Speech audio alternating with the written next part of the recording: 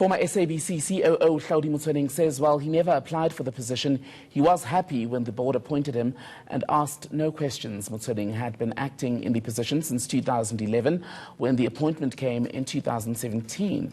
Motsoeneng has been testifying at the state capture inquiry and will continue to do so on Tuesday. In fact, he'll continue to do so in the coming days because today is Tuesday. Tsehuajo Moaki is following those proceedings for us. Tsehuajo with me now here to talk more. And it was vintage Hlaudi Motsoeneng during his testimony today. Absolutely. So he started off obviously talking about his qualifications, which we do know that he does not have a matric. And he went on to say that he did say, there was no point where he lied that he does not have a matric, even when he was headhunted. So he said by Alvin Kloppers in the Free State, he did mention that he did not have a matric. And he was hired anyway because he was headhunted and they said that he was very talented and they needed him at the SABC. So within that, he also spoke extensively saying that you do not need a matric to actually be able to be educated, and he felt very insulted by people that say that he does not have a matric, therefore he's not educated. And one of the things that he mentioned was that he was actually one of the lecturers. He lectured at Wits Business School, something that the business school has now denied on Twitter, saying that he never lectured there. He was part of a panel discussion, but he never actually lectured at this particular school. So that was quite an interesting thing that actually took place during the state capture. But of course, then he did also speak about how he got this position of COO. And he said that he never applied for it. Of course, he was acting, as you mentioned, for about 2 years. And then he wrote a letter to the chairperson of the board of the SABC saying that he is unhappy with the fact that he's been in that position for so long, that there is inconsistency. So then the board got together and then they decided that they will appoint him. But he says he heard in the grapevine that he actually had been appointed and that there was a bit of a rift that had been caused within the board. Let's talk more then about what Hlaudi Motsoeneng believes made him so unique, so special, that he was the only person at the public broadcaster who could possibly do the job of chief operating officer and do it well.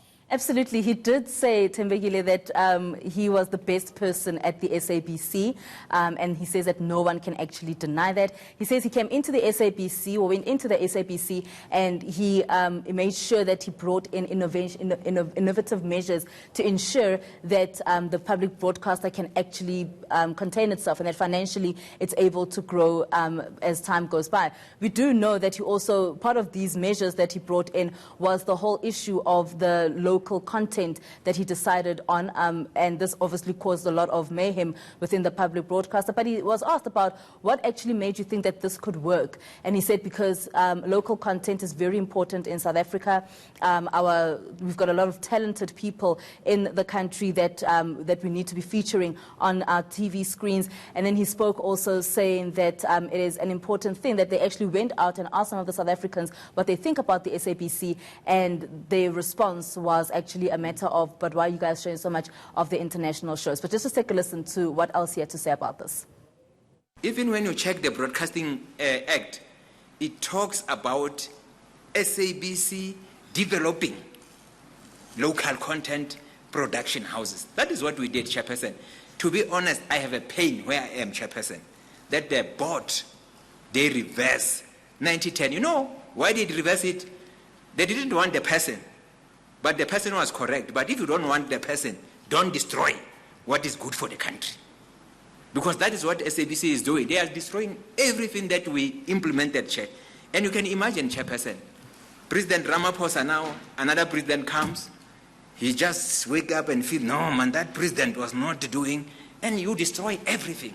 That's why SABC will be always in these troubles that they are facing, Chairperson. Because you should take the good and leave the bad that you think this one is not working. But in local content, I can attest is the diamond of South Africa for our artists and business people generally, Chairperson.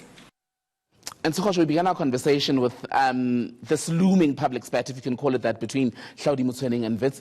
He claims he lectured at the university, but the university now saying, well, that's not quite true. We, in fact, have a bit of his testimony today about his alleged time at Wits. Let's take a listen.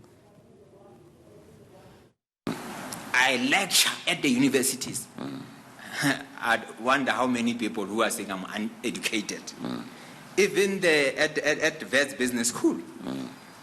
I lecture and my lectures about leadership, they have turned them as part of their syllabus. Who said I'm uneducated, Chairperson? Not uneducated. When is he due back at the Commission? He's back tomorrow to speak more about his innovative measures. So we'll be hearing more from him tomorrow morning to talk about what exactly he put the SABC through and what they were able to do just to better the public broadcaster. All right, ENC reporter, for now, thank you.